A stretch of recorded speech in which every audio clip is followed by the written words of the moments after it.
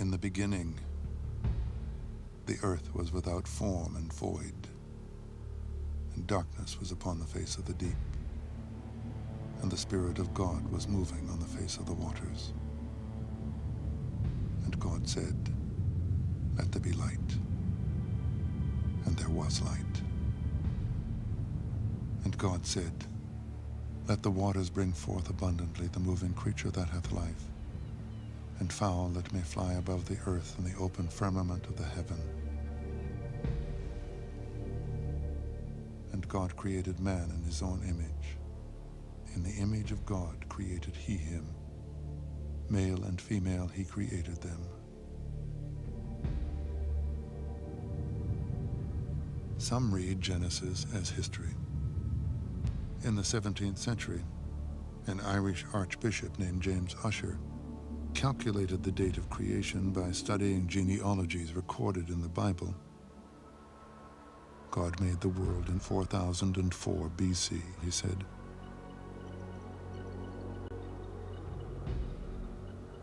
"6,000 years later, naturalists of 19th century England had some questions for God. Why did God make so many species? Why should there be thousands of kinds of birds?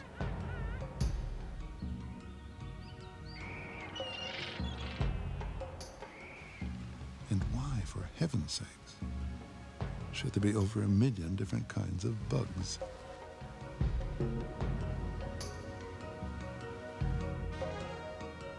And why did God bury the bones of unknown animals in ancient rocks? And why did high hills look like they were once at the bottom of the sea? It would take far more than 6,000 years to move a seashell to the top of a mountain.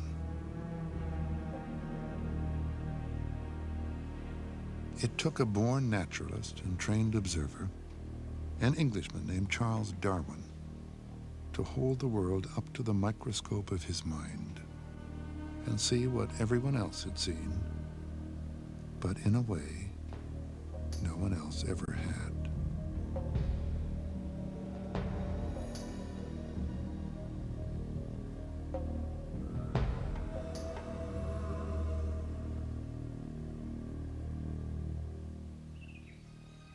It is interesting to contemplate a tangled bank clothed with many plants of many kinds, with birds singing on the bushes, with various insects flitting about, and with worms crawling through the damp earth, and to reflect that these elaborately constructed forms, so different from each other and dependent upon each other in so complex a manner, have all been produced by laws acting around us.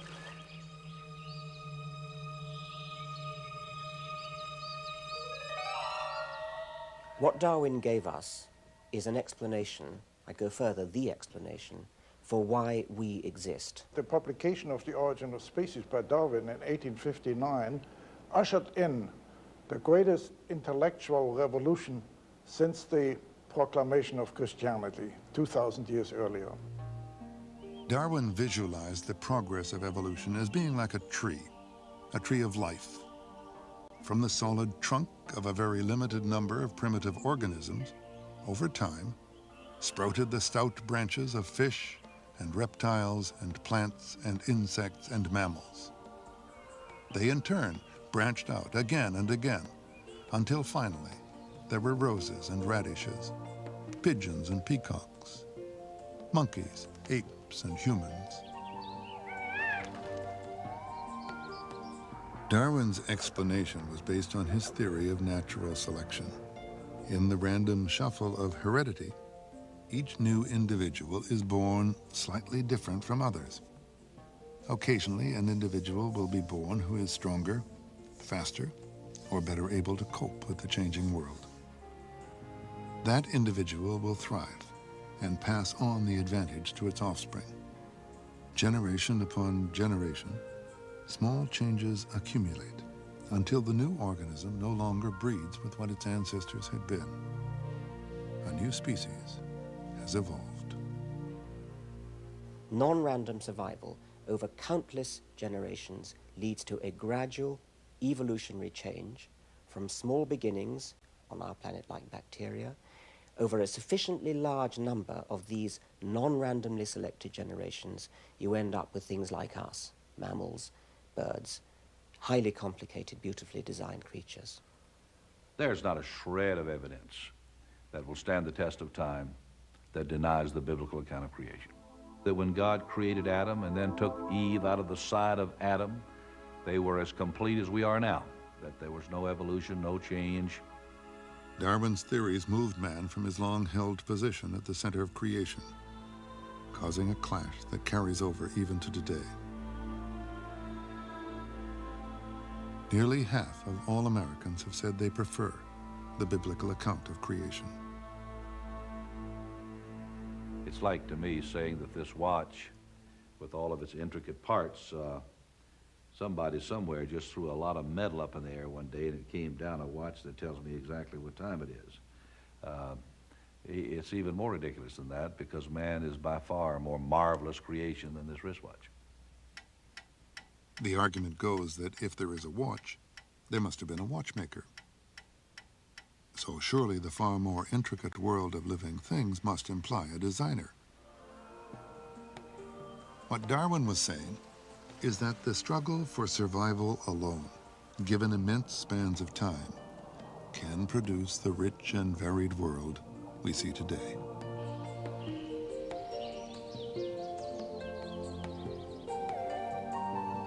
Darwin knew his book would get him into trouble with those who take the Bible literally.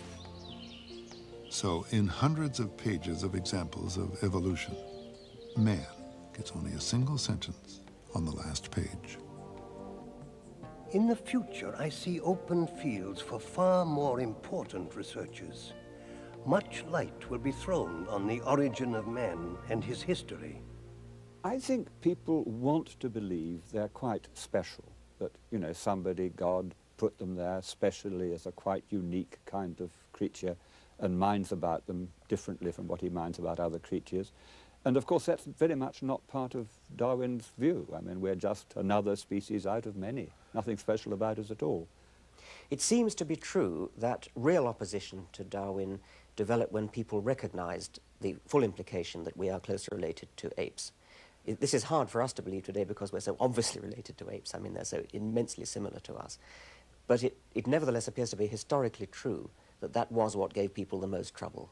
There's that wonderful saying which comes down to us from the Victorian period of a bishop's wife who, when she heard about the idea of evolution, is supposed to have said, let us pray that it's not true, but if it is, let us hope that it will not become widely known. And I think that this is a reflection of a real discomfort that many people have always had with the notion that we are part of a planetary process of evolutionary change. 43 years after his death, Darwin was in the headlines all across America. They called it the Scopes Monkey Trial. Dateline, Dayton, Tennessee, July 11th, 1925. In a moment, the story. Young John Scopes was charged with teaching evolution in his public school classroom. Perennial presidential candidate William Jennings Bryan rose from his sickbed to rally the prosecution. Defending Scopes was the equally famous Clarence Darrow. On the day of the trial, a full house of avid spectators from all over the nation filed in to hear the debate. The issue was no longer the innocence or guilt of Scopes, but rather the final death struggle between two basic human philosophies, fundamentalism versus modernism. In the end, Scopes was found guilty and fined $100. The verdict was overturned on a technicality, but the law stayed on the books in Tennessee until 1967. The Scopes trial was just as farcical as some of the trials today in which teachers are ordered not to teach the creation model. A teacher should be allowed to teach any and all perspectives of truth. It's been our experience that when we do that openly and fairly, creation wins hands down. That people would prefer miracles to a simple natural law puzzles some researchers and angers others.